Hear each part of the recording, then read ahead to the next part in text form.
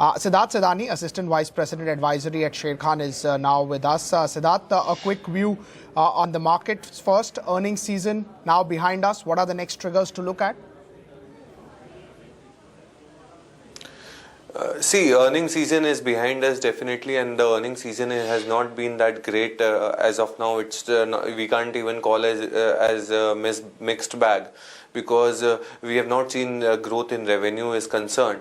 So going forward, we may see some kind of attraction in terms of revenue, and henceforth the triggers for our market is definitely the winter session. Then after, we are looking forward towards the Fed policy meet. So these are the few of the events which we are looking at. I think winter session would be much more important. What we have learned is around first or second week, 8th of December, there would be a GST meet with all the state ministers, with the central finance minister. I think if there is any breakthrough in terms of GST is concerned, because we are not expecting any time a big time policies or other different kind of bills passing through this winter session. What the market is looking for is GST, and if GST is coming through in this parliament session, then I think that would be really a good boosting point for Indian markets.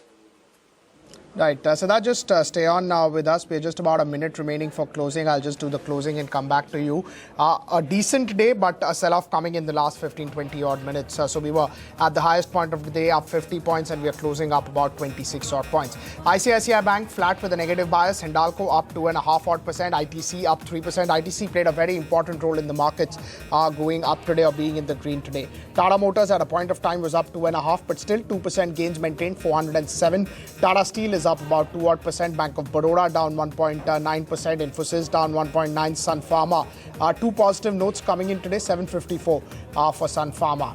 PNB up about 0.25%. Ambuja Cement up 2.6%. Yes Bank down about 0.7%. BHEL absolutely flat. Adani Ports 270. That's been the way it has been. I mean, after the results, it's really not done anything after that sell-off to 270 levels. Bharti Airtel down about 0.65 rupees, absolutely flat. L&T down about 6 to 7 rupees. Zee Entertainment up about 1 rupee or so. Tata Power absolutely flat. Coal India up about 0.5%. Kane India was one of the top gainers today. That's the closing bell, 24 points. This is provisional close. Just in few minutes, we should get the adjusted close as well. Sensex up about 99 odd points. NTPC up 1%. BPCL down about 2%. Wipro up about 0.5%. TCS up about 0.65. Power Grid 1.2% higher. Cipla up about 1.5%. HUL 1.7% higher. Dr. Reddy's down about 2 odd percent. Lupin flat. The bias is on the negative side. There has been constant selling pressure on Lupin. HDFC Bank down about 2 rupees. Asian Paints up about 7.5. Kotak Bank 3 rupees decline. IndusInd Bank up about down about 1 rupee or so, 1% or so. Ultratech absolutely flat with a negative bias. Bajaj Auto down about 0.5%. Hero MotoCorp 0.5% decline. ACC flat with a positive bias. Grasim down about 1.75. Top gainers on your screen. GAIL was the name that was not a part of the Nifty 50 gainers in the when we started the 230, at least not to this magnitude, but towards the end was up 4%. Kane India was up about 3.5%. ITC up 3%. Vedanta Limited up about 2.75%. Ambuja, Hindalco, Sun Pharma, Tata Steel, some of the other gainers to the tune of about 2% each. Ambuja Cement did well. Hindalco, Sun Pharma, Tata Steel, as well as Tata Motors actually did particularly well. As far as losers are concerned, BPCL was among the top losers, so 2% decline. Infosys down about 2%. Dr. Reddy's down close to about 2% or so. Bank of Baroda and Grasim were also down 1.2 to about 2 odd percent each. Axis Bank and IndusInd Bank also losing out about 1% sort of decline for these names. Maruti, SBI, Ultratech, Kotak, some of the names that have been doing well of late continue to be lackluster. Not big gainers as well as not big losers in today's trading session. Let's look at some of the names that from the broader market space. Let's look at Interglobe Aviation, 1,047. We told you about the FTSE buying, and that continued right till the end. 1,047 for Interglobe Aviation. It's closed at the day's highest point. I don't think that this will be the adjusted close, but we'll have to wait and watch for that. Lycos Internet up 10%. So erstwhile Vibrant Limited is up 10% today. Results came out on Sunday. CET up about 7%. VST Industries about 7% higher. Sashun Pharma was up 6%. The entire mid-cap pharma pack did very, very well today. So Sashun, Strides, Aurobindo Pharma, Piramal Enterprise, most of the mid-cap pharma companies, ex-Dishman, which had some news flow attached to it, did particularly well. Even tobacco companies did well. So Godfrey Phillip was up about 11 odd percent. Sri Renuka was up close to about 20 odd percent.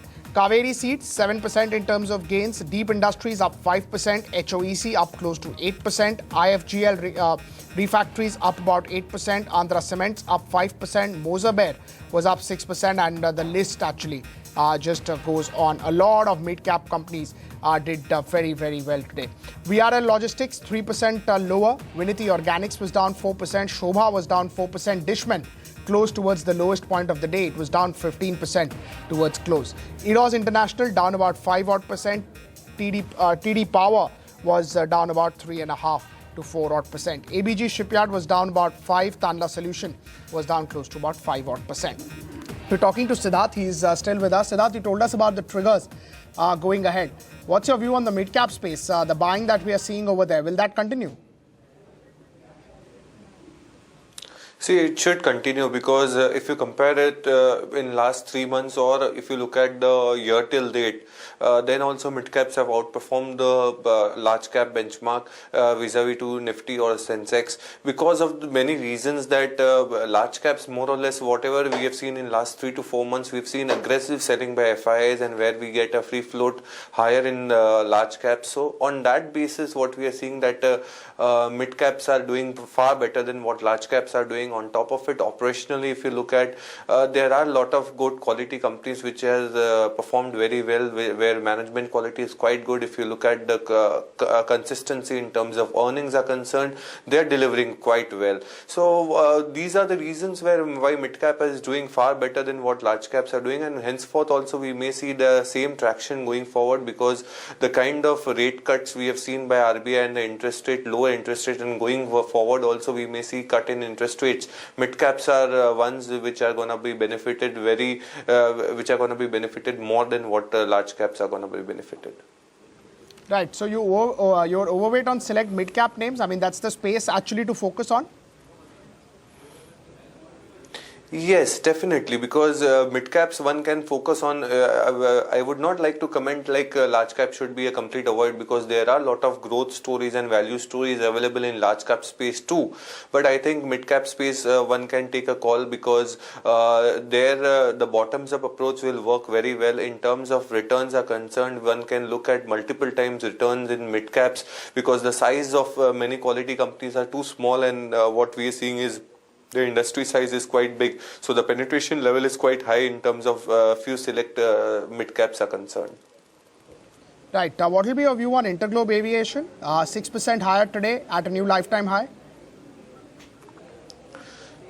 See, Pankaj, I would like to start with the disclaimer here that we don't cover any of the aviation stock in our research. But the point is, this Interglobe, in terms of if you compare it with the peers likes of Jet Airways, I think the efficiency level is quite high. Operationally, also they are quite strong. Management quality, as we all know, is quite good. If you look at the enterprise value, if you look at the debt equity, everything, I think it's far-fetched and far better than what it is with Jet Airways. One of the pointers which I would like to add up in terms of Jet Airways is concerned that off late in last quarter, I think Jet Airways has started its cargo services, and the kind of e-commerce business is growing in the entire environment in last 2 years. We may see the cargo business doing fairly good in shape in quarters to come. So Jet Airways may gain on that front, but overall it's a level playing field for both the companies because the ATF prices are quite low. So if ATF prices remains low, crude remains low for next 1 year or 6 months, I think aviation companies will do far better, and the fundamentals and the balance sheet is sought to improve. Right. As far as Interglobe Aviation is concerned, even after the run-up that we have seen, any view on the valuation? $6.5 billion in terms of market cap. See, evaluations is definitely a little steep than what it had got listed at the price. But I would say one can still ride the tide, and partially one can take the profits off the table, because the kind of market condition what we are seeing, and if macros, because we are seeing that IIP little bit of a disappointment, and overall if in terms of winter session also doesn't go well with the government, then I think we may see a little bit of a correction or a subdued movement in the markets. Then for that sake, we may see a little bit of a cool off in Interglobe as well as other aviation stocks. So I would say partially booking off the table would be a better idea. Right. Do you look at tire names like Seat, Apollo, anything looking good? See, Apollo Tyres definitely is a quality stock in the entire tire space, but overall the segment is reeling through lot of dumping done by China. So the kind of dumping is done in terms of radial tires from China has been faced by all the companies, including the leaders like Apollo Tyre. But the rubber prices being muted is not that helping hand for the tire companies. It was a helping hand before, but right now the kind of dumping and the market share lost by all the tire companies has been faced by most of the companies. But I would say Apollo Tyre and JK Tyre would be the best among the pack. Apollo being the leader in the space, and JK in terms of valuations looks relatively cheaper than the other stocks. Right, but what's going on in Seat? Why does buying come every time over there? Seat, MRF, they continue to see buying despite valuations. See, many of the times it happens to be that when growth comes in for a quarter or two, market keeps on buying on that stock, but forgets that as and when if disappointment of next quarter comes in, then the stock would be battered badly. So these are the reasons. This doesn't point out that MRF and Seat fundamentally are not that comfortable. But I would like to say that amongst the pack, Apollo Tyres seems to be the best. Apart from that, in terms of valuation perspective, though the size is quite smaller than the other peers, but valuations is concerned, JK Tyre is also fits the bill overall on the scheme of investments. Right. Wartek Wabag after results have done very, very well. Do you cover that name? Do you like that space? See, unfortunately, we don't cover that story, but I would like to say that water story going forward is a very big theme in the next generation is concerned, because there are still a lot many products and product mix which Wartek Wabag can get in from the global technologies are concerned, and what we believe is the kind of valuation it has commanded since its IPO, it has not got its bit from the market. So going forward, if the revenues increase, and the most important thing of this business is if margins improve going forward and there is an expansion in margins, I think Wartek Wabag can do wonders in terms of returns, equity returns is concerned for the investors. But still we don't cover on this story, so we have no recommendation on the stock. Right. Mid-cap pharma got a lot of attraction of funds today. So names like Wockhardt were doing well, Strides did well, Cadila Healthcare did well, Piramal Enterprise did well, Alembic was up, Apollo Hospital was up. Do you think one should, after the recent correction, one should start to again look at mid-cap pharma? Yes, definitely, because one particular stock which we cover amongst the pack which you're talking is Cadila. I think we cover it with a target price of 515, and the kind of filings, 160 odd filings are still pending in US FDA, and we may expect a lot of approvals coming in the way during this year, this financial year. So this is something happens to be very strong company in the offering. If you look at the PAT growth going forward, we may see around 13 and 40% CAGR growth from FY15 to 17, and overall if you look at the margins are concerned, there can be, because the kind of approvals we are expecting from US FDA in this year, that can expand the margins as good as 400 basis point in a year to come. So in terms of the dynamisms are concerned, in terms of the management quality is concerned, we are quite bullish on Cadila Healthcare going forward. Right. We spoke to the management of Apollo Hospital yesterday. Healthcare as a space, do you like that? Apollo, Fortis, some of the other suppliers to these names? See, we don't cover any of the healthcare stock, but yes, definitely, because the kind of additions of bed is there with Apollo hospitals, I think that would definitely create a big revenue chunk for the company in next 3 to 4 quarters are concerned. But still, I would like to say that in terms of pricing points are concerned, in terms of average revenue per bed is concerned, I think still they are lagging behind. One has to cope up with multi-speciality treatments where the average revenue per bed increases. I think going forward, if a few of the more technologies comes in these companies where the average revenue per bed increases, I think that would trigger. But in terms of valuation, it is not showing that comfort zone, especially Apollo hospitals at this juncture. Right. What will be your view on the real estate pack? There was some life over there, but again, most of the names have started to fall. So again, a sector that you would want to ignore? Yes, definitely, because there are a little bit of here and there a few stocks which looks very attractive at some point of time and again goes off the radar. But overall, we don't cover any of the stock in the real estate pack. Having said that, we would like to comment that a few of the real estate stocks which are south based and operationally balance sheet wise quite good, those are the stocks which one can look at. I think those are the few of the stocks where balance sheets are very good, and in terms of inventories are concerned, inventories are also too low. But since we don't cover any of the stocks, so I would not like to specify any particular stock on this. Right. Some of the mid-cap names, the beaten down ones. So Sri Renuka did very well today. GMR, GVK have been doing well. Mercator did well. Anything from the beaten down names, the earlier favorites which have not done well for last 6-7 years, anything that you like over there?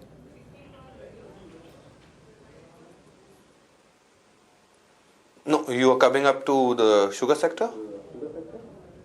Sugar sector, some of the names that were very, very, liked in the previous bull run, names like Suzlon, maybe wind energy, anything of that front that you like? See, wind energy, sugar sector, all are absolutely a neglected sector by the government, which I would like to very candidly put across, because the kind of regulatory framework is there. I think it is very difficult for the sugar sector to thrive, though the sugar sector has seen quite a good returns, a few of hits in a few of the stocks in last 3 months, but that is on the back of low production in terms of which is increasing the pricings also, and even the exports are also coming up. So these are the few things which is really giving a booster to the sugar industry, and people are following up that the complete fundamentals are changed in the industry. But I would like to differ in this point, because the state regulations are so tough and tight that in terms of MSPs, sugarcane prices, I think it is very difficult to come out of this jinx. So unless a big reform comes in the sugar industry, though we are looking at a big time election in UP next year, so maybe government may work out something for the sugar industry. But fundamentally speaking, I would not like to put my eggs in the sugar basket. On top of it, along with the Suzlon, I think these are a very long-term turnaround story. Still it is very glim to see and invest in these stocks. Right. Siddharth, thank you so much for taking out time for us. Always a pleasure talking to you.